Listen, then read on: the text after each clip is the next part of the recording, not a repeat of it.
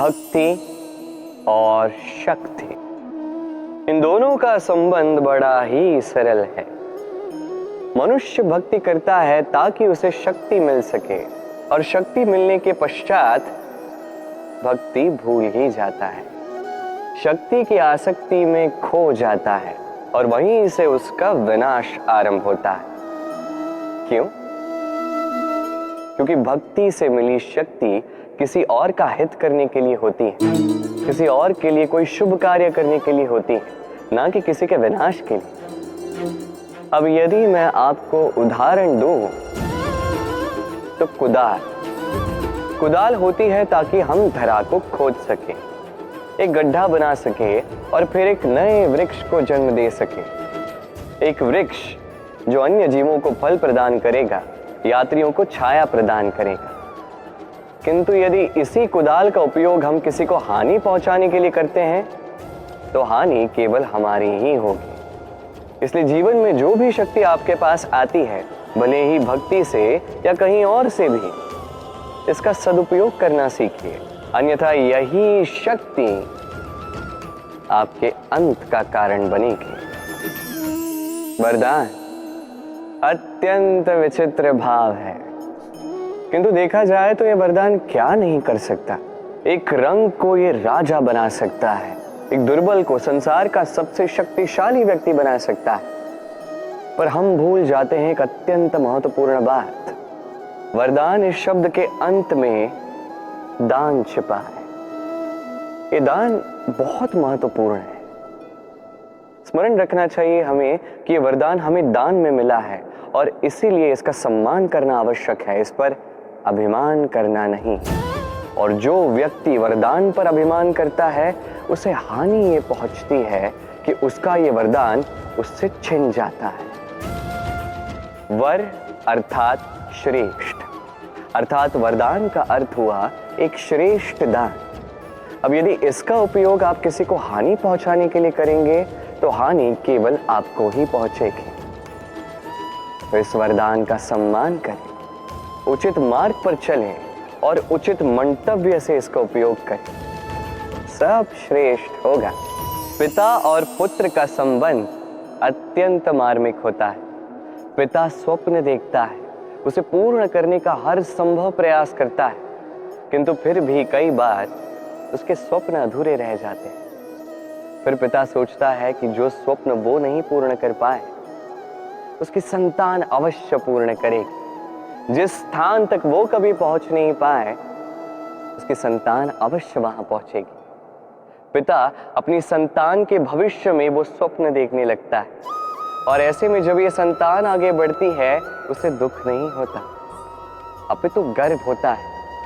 उसे अच्छा लगता है ये देख के कि उसकी संतान इतनी आगे जा रही है।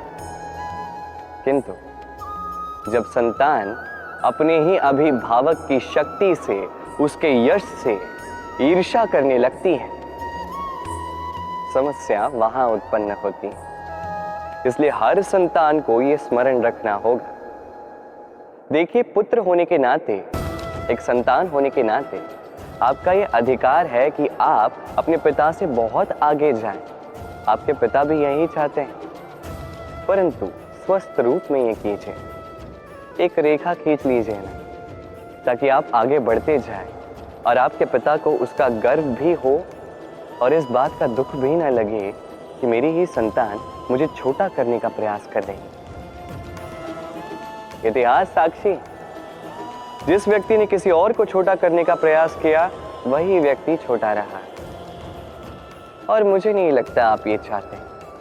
किसी दिन आप भी किसी के पिता ही बनोगे। साथ ही इस शब्द के कितने पर्यायवाची हैं, मित्र, सखा, मीत, किंतु अर्थ एक ही है। वो जो आपका साथ देता है और वो जिसका आप साथ देते हैं। अब सबसे बड़ा प्रश्न ये उठता है कि कौन है वो जिसे आपको अपना साथी मान लेना चाहिए, अपना सखा, अपना मित्र, अपना मीत मान लेना चाहिए। आपका साथी वो जो दुख में आपके साथ खड़ा रहता है, आपका हाथ थामता है। आपका साथी वो जिसका हाथ आप अपने सुख में थामते हैं। उसी साथी का हाथ थामिए जो दुख में सदैव आपकी सहायता के लिए तत्पर रहता है, आपके साथ खड़ा रहता है, और जिसे सुख में आप अपने साथ रख सकते हैं। और जब आपके पास आपके ये साथी होंगे, तब आप ये समझेंगे कि जब दुख आता है जीवन में, तो ये दुख घट जाता है, सब में बढ़ जाता है, और यदि यही सुख आए तो ये सब की उपस्थिति में बढ़ जाता है। यही है प्रेम, यही है प्रीत, यही है साथ, जैसा मेरा और मेरी राधे का है। जीवन में ऐसे कुछ कार्य होते हैं जो आपको अकेले करने पड़ते हैं, और ऐसे कुछ कार्य करने पड़ते हैं जो आपको साथ मिलकर ही करने होते हैं, एकजुट होकर, संयुक्त होकर। अब संयुक्त से मेरा तात्पर्य क्या है? मैं उन लोगों की बात नहीं कर रहा जो वास्तविक रूप में एक दूसरे के साथ आकर कार्य करते हैं। मैं उन लोगों की बात कर रहा हूं जो एक दूसरे से दूर रहकर भी एक दूसरे पर विश्वास करते हैं। मैंने पहले भी कहा था, समस्त विश्व की आस विश्वास में ही वास करती है। क्यों? तो जहां समस्त विश्व है, जहां समस्त संसार है, वही विश्वास है। तो अपने आसपास ऐसे दल को संगठित कीजिए जिन्हें आप पर विश्वास है और जिन पर आप विश्वास करते हैं। हम जिस व्यक्ति को चाहते हैं, जिसे प्रेम करते हैं, उसे एक भेंट अवश्य देना चाहते हैं। एक ऐसी भेंट जो उन्हें बहुत अच्छी लगे, जो श्रेष्ठ हो, अति प्रिय हो, बहुमूल्य हो, या कहो मूल्यवान हो। इसलिए हम क्या करते हैं? हम हाट जाते हैं, उनके लिए स्वर्ण, आभूषण, रत्न, हीरे, मोती ले आते हैं। परंतु क्या यही सर्वश्रेष्ठ भेंट है? कदापि नहीं। सर्वश्रेष्ठ भेंट है स्वतंत्रता, उसे अपने मन के अनुसार जीने की स्वतंत्रता। यदि आप किसी को स्वतंत्रता नहीं दे पाते तो वो कहीं ना कहीं बंध जाता है, उसका विकास कहीं ना कहीं रुक जाता है। किंतु यदि आपने किसी को स्वतंत्रता दे दी तो आप देखेंगे कि वो समस्त संसार को, इस जीवन को अपनी दृष्टि से देखेगा और समझेगा कि उचित क्या है और अनुचित क्या है, और यही सबसे श्रेष्ठ है। अब यदि केवल स्वतंत्रता दे देने से आप किसी को इतनी बड़ी शक्ति दे सकते हैं, तो आप ही मुझे बताइए, क्या इससे बड़ी भी कोई भेंट है? कर्म, धर्म और कर्तव्य, ये तीनों आपस में जुड़े हुए हैं, और कई बार इन तीनों को पूर्ण करते करते हमें उस व्यक्ति के सामने भी खड़ा होना पड़ता है, उसके विरुद्ध जाना पड़ता है जिससे हम सबसे अधिक प्रेम करते हैं।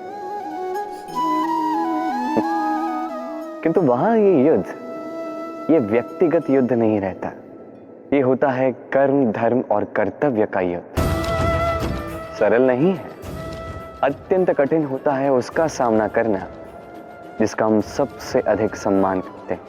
किंतु हमें तो हमारे धर्म के पथ पर चलना ही होगा, क्योंकि हम कर्मबद्ध, कर्तव्यबद्ध, और यही उचित भी। बस इतना स्मरण रखिएगा, यदि आपका मंतव्य शुभ है, आपकी सोच शुभ है, आप कर्म, धर्म और कर्तव्य के पथ पर अग्रसर हैं, तो इस प्रक्रिया में यदि आप अपने आराध्य के समक्ष भी क्यों न खड़े हो जाओ, आपको कोई हानि नहीं पहुंचेगी। मनुष्य बड़ा ही विचित्र प्राणी है। योजनाएं बनाता है, षड्यंत्र करता है, प्रयास करता है, किसी को पराजित करने का प्रयास करता है, सर्प को रस्सी समझकर हाथ में थामने का प्रयास करता है। किंतु एक बात समझ ही नहीं पाता, समय का ये सर्प ये हाथ में थमता ही नहीं, और जो किया है वो पुनः लौट के आएगा आप ही के समक्ष। देखिए, इससे कोई अंतर नहीं पड़ता कि आप कुम्हार के पुत्र हो या कृष्ण के पुत्र हो। यदि आप अनुचित कर्म करोगे तो आपके साथ भी अनुचित ही होगा, अशुभ कर्म करोगे आपके साथ अशुभ ही होगा। कुरुवंश अत्यंत महान वंश था। कुरुवंश, क्या हुआ उसके साथ? पूरा का पूरा वंश बह गया। कारण उनका मंतव्य अशुभ था। वहीं 5 वनवासी पांडव महाभारत जीत गए। कारण उनका मंतव्य शुभ था। स्मरण रखिएगा, शुभ की अग्नि जलाओगे शुभ का ही तप पाओगे, अशुभ की अग्नि जलाओगे नरक में ही जलोगे। तो आइए और मेरे साथ प्रेम से कहिएगा, राधे राधे।